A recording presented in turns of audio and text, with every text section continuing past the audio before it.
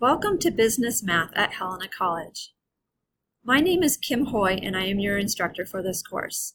While the course is an online course, you can meet with me in person if you wish.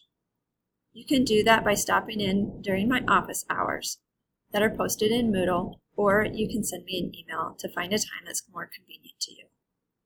Let's take a look at Moodle. Here's the course overview, and hopefully you have followed those items since you are watching the video.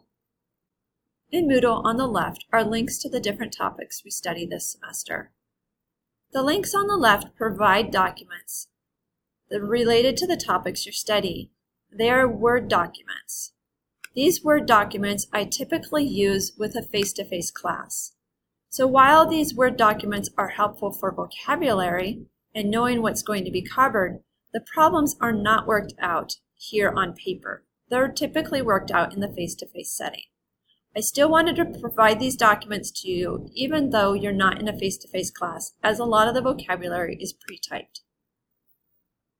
Where you will be spending a great deal of your time is in MathXL. In MathXL, your homepage will have a calendar that goes across the top. I typically don't look at the calendar. It has pros and cons. On this right-hand side where it says overall score, you'll see that currently I have a 72%, a C-. Your grade in this course will always be kept in MathXL.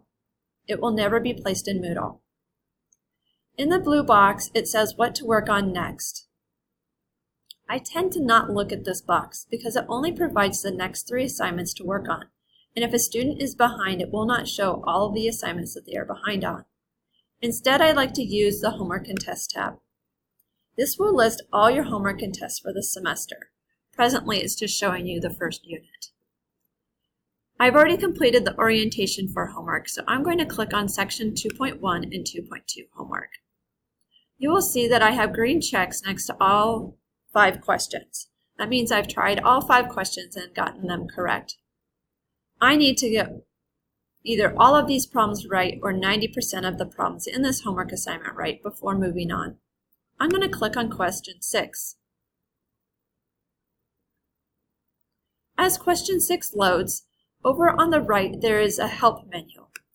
You will see that there's a help menu of help me solve this, and with that it'll take your exact problem and walk you through step by step on how to solve it. Some students like that. One downfall is that once you've solved that problem with help me solve this, they'll change the numbers and have you resolve a very similar problem. So students typically find themselves liking View an Example. In View an Example, it'll provide you a very similar problem with slightly different numbers and walk you through how they would solve it.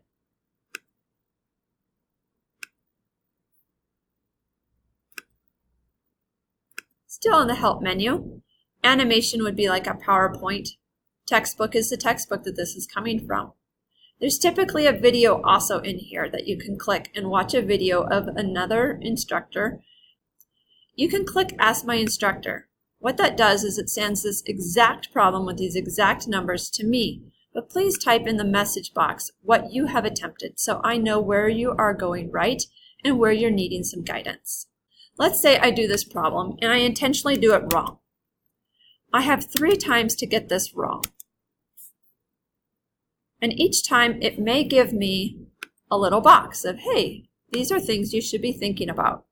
Like I said, I have 3 attempts to get it wrong.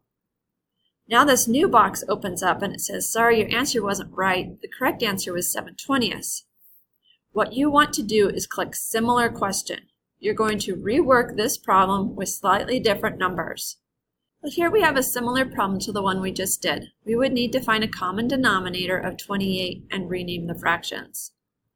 I've done this before, and so I know the answer is 3/28. Now it'll tell me that I can work on the next question. I can click Next Question. I can also hit Enter, or to go to the next question, I can use the arrow up above or down below. If I click in the middle menu, you will see that I now have 6 questions right. And I want to make all of these green checks, or at least 90% of them green checks. I'm going to go ahead and save the assignment and go back to the main menu at Course Home.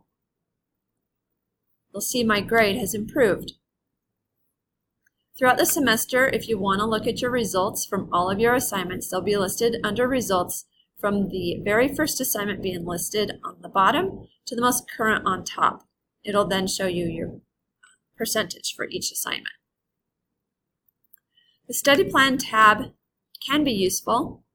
Most students will not use it. It is not a required part of this course. If you do use it, I suggest using all chapters, and what that does is it pulls up your textbook electronically. And let's say you wanted to review fractions. I could either click the blue hyperlink or I could hit that plus. I'm going to go ahead and click the blue hyperlink for one of these and just start doing problems. The green flags next to homework assignments remind you that you need to have 90% or more correct on the prior homework.